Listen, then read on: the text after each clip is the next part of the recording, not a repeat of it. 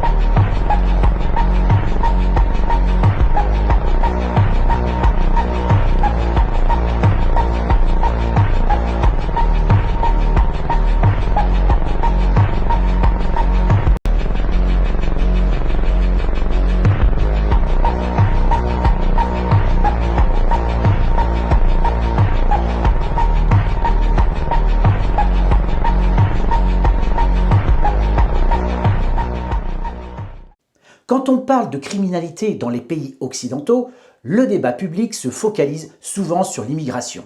Certaines chaînes d'information comme CNews mettent en avant des faits divers impliquant des étrangers, laissant parfois entendre que la violence viendrait principalement de l'extérieur. Pourtant, quand on regarde les faits, la réalité est différente. Dans les pays occidentaux, que ce soit en France, aux États-Unis, en Allemagne, au Royaume-Uni ou en Belgique, la grande majorité des crimes sont commis par des ressortissants du pays. C'est une donnée simple. Dans une société majoritairement composée de natifs, ce sont mécaniquement eux que l'on retrouve le plus dans les statistiques.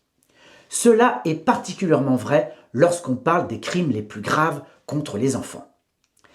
Les violences sexuelles sur mineurs sont dans 70 à 80% des cas commises par une personne connue de la victime. Un membre de la famille, un proche, un éducateur, un religieux, une figure d'autorité. Ce ne sont pas des inconnus surgis de l'extérieur. Ce sont des hommes insérés socialement, parfois respectés, parfois protégés par leur statut. Les grandes affaires occidentales le montrent clairement. Aux États-Unis, l'affaire Epstein a révélé un réseau d'exploitation sexuelle de mineurs liés à des élites politiques et économiques. Ce scandale a surtout mis en lumière les mécanismes d'impunité liés au pouvoir et à l'argent.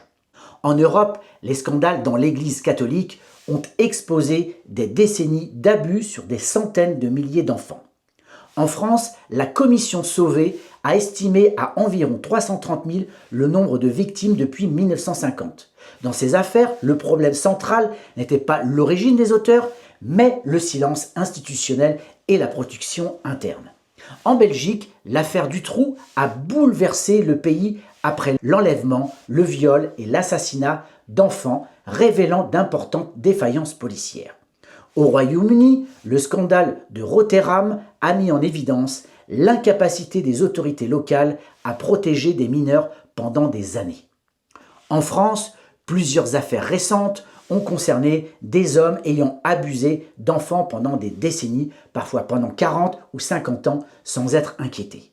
Là encore, il s'agissait de citoyens insérés dans la société, parfois respectés dans leur entourage. Ces exemples montrent une chose essentielle. Les crimes les plus graves contre les enfants dans les pays occidentaux sont principalement commis par des membres de la population nationale issus du groupe majoritaire.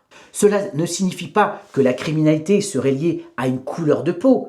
Cela signifie que dans chaque pays, les crimes reflètent la composition démographique de la société. La variable la plus constante n'est pas l'origine ethnique, c'est le genre. L'écrasante majorité des auteurs sont des hommes. Et l'autre constante, c'est le pouvoir. Le pouvoir familial, le pouvoir religieux, le pouvoir économique, le pouvoir institutionnel. Et on pourrait ajouter le pouvoir politique. Ce que révèlent ces scandales, ce ne sont pas des caractéristiques raciales, ce sont des mécanismes. L'abus d'autorité, la domination, la déshumanisation, l'omerta et parfois la protection institutionnelle. Le débat public gagnerait à se concentrer sur ces réalités structurelles plutôt que sur des raccourcis identitaires. Parce que la protection des enfants ne dépend pas d'un récit médiatique, elle dépend de la capacité d'une société à regarder ses propres failles en face. Donc là, c'est vrai que depuis de nombreux mois, c'est une catastrophe médiatique quand on voit ce qui se passe à l'égard des enfants. Et ce qui est assez incroyable, c'est que vous avez des chaînes qui, plutôt de pointer du doigt les vraies problématiques, cherchent d'autres coupables, et notamment en pointant du doigt les immigrés, les musulmans, les Algériens, etc. Et c'est terrible de voir ça dans ce pays, parce que, on l'a bien compris, hein, derrière ces journalistes, derrière ces médias, il y a des milliardaires qui n'ont qu'un seul objectif, c'est surtout de ne pas voir LFI arriver au pouvoir, parce que ça serait le danger ultime pour eux. Et comme ils possèdent les médias, eh bien, c'est eux qui insufflent et mettent en avant une certaine ligne éditoriale avec cet objectif de tuer LFI au maximum, parce qu'on le sait très bien que LFI, c'est le parti du peuple. Donc, eh bien, ce qu'ils font, c'est de traiter, par exemple, LFI d'islamo-gauchistes, d'antisémites, alors que dans les faits, et je parle des faits, c'est tout le contraire. À chaque fois, LFI a défendu différentes causes. Alors bien sûr, l'islamophobie, l'antisémitisme, les violences faites aux homosexuels, etc., etc. Et surtout, ils ont des actes pour eux. Il y a des députés qui se sont engagés pour protéger notamment des juifs. Donc ça va à l'encontre totalement du discours actuel. Malheureusement, les Français, en tout cas une partie des Français, se laissent berner par cette histoire, et c'est assez triste parce que c'est pas la réalité. Donc dites-moi en commentaire ce que vous en pensez, surtout réagissez par rapport à tout ça, parce que c'est quand même terrible, tous ces drames à l'égard des enfants.